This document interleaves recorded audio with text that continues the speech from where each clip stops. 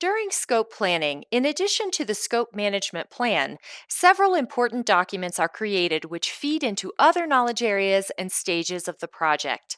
The scope planning documents are the project scope statement, the work breakdown structure or WBS, the WBS dictionary, and the requirements traceability matrix. After working with stakeholders to collect requirements, the project manager and team will have to determine which requirements will be included in the final deliverable. Considerations may include: how does this requirement help meet the business need? How do key stakeholders feel about the inclusion or omission of this requirement? And can this requirement be included within the other constraints of the project? Once these considerations are made, the scope will be defined and detailed in the project scope statement. This document should have six main components, including the product scope description. In our help desk example, our product scope will be detailed and specific, and it will incorporate the feedback of stakeholders. For instance, based on the geographic location of the end users, we have determined that the help desk will be open 24/7, except for major holidays, and English, Spanish, and French are the languages that will be supported. The project deliverables.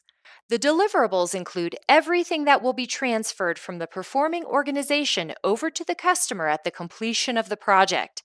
In this case, it could be the physical location, assets and office fixtures that have been obtained, a number of trained employees and their records, all of the processes and procedures for the help desk, and any tools that may be required to assume the ongoing operations. Project exclusion should include anything that is not part of the deliverables that a customer should expect to receive. For example, the project manager may have been serving as the daily operations manager of the help desk. Upon handoff of the final deliverables, an exclusion might include this role. The customer will have to staff the help desk with their own operations manager. Product acceptance criteria must be defined during planning in order to set objective standards. Project completion can be delayed and customer relationships can be harmed if misunderstandings arise due to poorly outlined acceptance criteria. Project constraints include any influences to the project that create limitations or challenges. Our help desk constraint may be time related. We must complete the project no later than the end of the second quarter, when we will be streamlining our help desk procedures and publishing one centralized phone number and website. And finally, project assumptions include the things we expect to be true for our project, but in fact, they could prove to be incorrect later. For instance, we will assume that all help desk related matters can be handled by phone. In fact, we may learn later that we still need to send a technician to the remote offices periodically for various reasons, including system upgrades and inventory updates.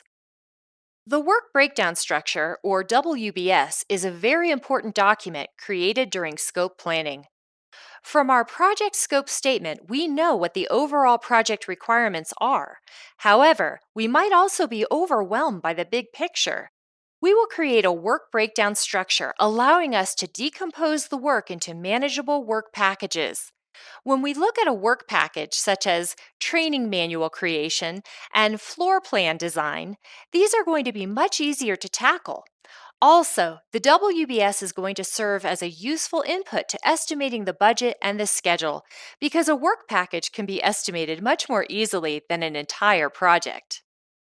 The WBS dictionary is an important element of the scope baseline because it contains information and details about the work that won't fit in the WBS itself. You can think of it as an expanded version of the finalized WBS.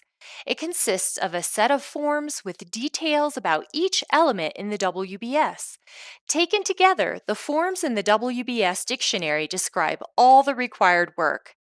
In addition to the project's name and the name and number of the WBS component, the dictionary form includes information about the position of the work in the WBS in terms of its parent and child components, who is responsible for the work, the number of the requirement taken from the requirements traceability matrix to which the work is linked, a description of the scope of the work, and the name of the person who prepared the form and a signature and date of authorization.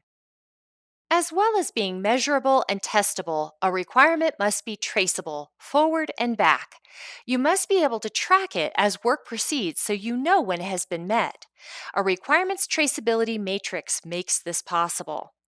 And at the end of a project, you must also be able to look back and identify exactly how a requirement was met or why it wasn't. One feature that makes a requirement traceable is a unique ID number. Giving each requirement a unique identifier that doesn't change throughout a project ensures that you can track it, even if circumstances change and it's canceled.